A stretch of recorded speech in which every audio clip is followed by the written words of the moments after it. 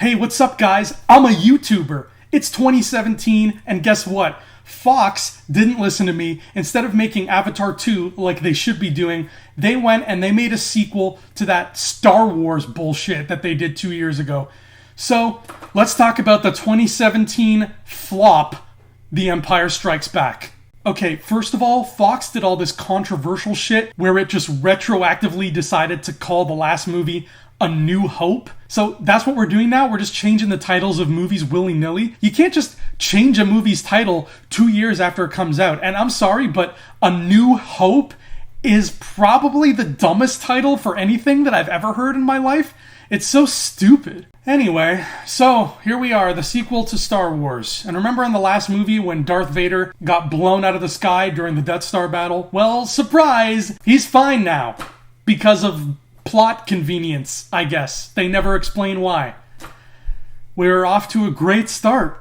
So Luke Skywalker is hanging like upside down in this ice cave and there's like a monster about to eat him, and he uses the Force to pull his lightsaber into his hand, and I'm just like, I'm sorry, I saw the last film. I don't recall anybody teaching Luke telekinesis. So how did Luke somehow magically learn to move things with his mind? I'll tell you how. He learned it from George Lucas's pen, because Luke Skywalker is a shitty Mary Sue character and I hate him. And then Obi-Wan Kenobi shows up as a ghost. So now there's ghosts all of a sudden? It's pretty convenient that the ghost of a dead character just shows up and says stuff to make the plot move forward. Obi-Wan never said anything to Luke about ghosts in the last movie. You think he would have brought that up? You think it'd be kind of important, like, hey, just so you know, if I ever die on this mission we're going on, don't be afraid. I'm gonna come back as a ghost and you can still talk to me and I'll still give you advice. There's no ghosts. They're just pulling stuff out of their ass.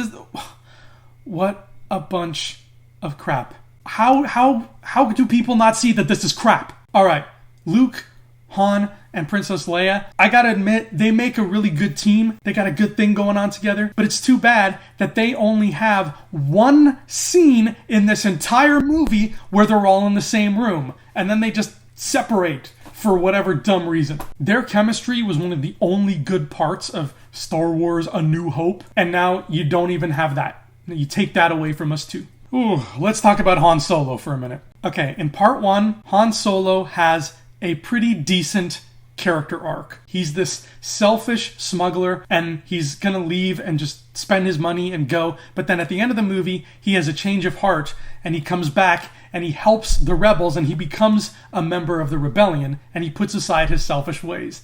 That's a decent character arc. That makes sense. Now along comes The Empire Strikes Back, and it ignores all of that character development. Because one of the first things Han Solo says in this new movie is, I'm gonna leave now, bye rebellion, I gotta go back to my pirate life and pay off Jabba the Hutt. The Han Solo at the end of that first movie would never leave the rebellion. He specifically stayed to save the rebellion. Oh, and now here's more convenient BS. Casper the Friendly Jedi shows up and gives Luke advice, but he says that if Luke goes to fight Vader, he cannot interfere because of reasons, I guess. This whole ghost thing is stupid. It ruined Star Wars. I hope Irvin Kershner dies. So we finally get to meet the Emperor of the Galaxy, because, you can't really have an empire without an emperor. It only makes sense. Too bad the Emperor only has like one scene, and he's not even really there. He's just a giant hologram that Vader talks to. That was a wasted character. In the first movie, it was kind of funny to see Vader like force choke the guys who argue with him in the Empire. I guess it was kind of cool, but now he's like doing it every 20 minutes. It's like, stop leaning on that old crutch. If somebody was really doing this, this is a really dumb way to try to run a government. Has he been acting this way for like 20 years? Has he just been a whiny bitch going around choking people? Eventually, these people are gonna just not want to work for him anymore. It was cool in the first movie, now they're just rehashing it and it makes no sense. Here's another thing that makes no sense. The romance between Leia and Han Solo. It comes out of left field and it's so forced. Any idiot can tell you that the romance in these films should be between Leia and Luke Skywalker. You can just tell from the way that they look at each other that these two were destined to be together. Anybody who says otherwise is stupid and wrong. They're going to get together in part 3. Trust me. If they don't, I'm boycotting this franchise. Hashtag Lake.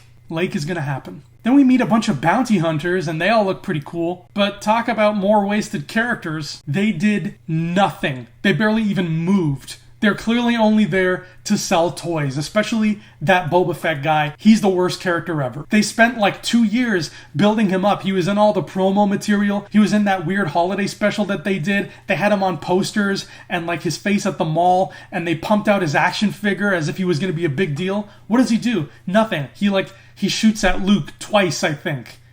Woo, neat. And speaking of Boba Fett, how in the holy name of hell does he, A, magically know that the Falcon attached itself to that Star Destroyer, B, also know that Han is going to fly to Cloud City, and C, get there first, bring Vader and some stormtroopers with him, cut a deal with Lando, and set an elaborate trap all before they get there? This movie makes no goddamn sense! Oh, and then we meet this guy Lando. Look, Star Wars is shoehorning in an African-American character now so that the producers can push their SJW agenda on us. Alright, spoilers. Get ready for the worst sin of all. In part 1, Obi-Wan tells Luke that Vader betrayed and murdered his father. But now along comes Irvin Kershner, who just flips the middle finger in the face of that movie and says, no, I'm going to do things my way.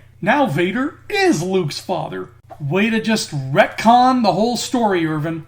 Why would they hire a director who clearly has no respect for what came before? Then Luke Skywalker drops hundreds of feet down a pit and is totally fine when he lands? I guess when you're a Mary Sue, little things like gravity don't really affect you like normal people. He starts calling for help and Leia somehow hears him. How can Leia hear his call for help? And don't give me this bullshit that she has the power of the Force too, because we know it's been established that she doesn't have Force powers. The answer better be it's because of their extreme romantic connection. If it's anything else, I'm gonna riot. Hashtag Lake. Don't worry, Lakers. It's gonna happen. They're meant to be together.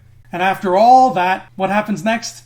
We end the movie on like some stupid cliffhanger where the bad guys win. That's horrible. Who wants to see the bad guys win? It's like these people didn't even watch part 1. Hashtag not my Star Wars. Besides, any movie that ends with a cliffhanger is bad by default because it's clearly not a complete story. Bottom line, this was an idiotic, unnecessary cash grab that didn't need to exist. The story ended in the first one. It was just fine like that. But no, instead of giving us Avatar 2, Fox decided we really needed to see the next chapter in the saga of Luke Skywalker and Darth Vader, who, by the way, never even said 2 words to each other in the first film, because that connection was never there. It was just made up for this piece of shit. The Empire Strikes Back might be one of the worst movies I've ever seen in my life. And thankfully, the rest of the internet agrees with me. Hashtag Lake.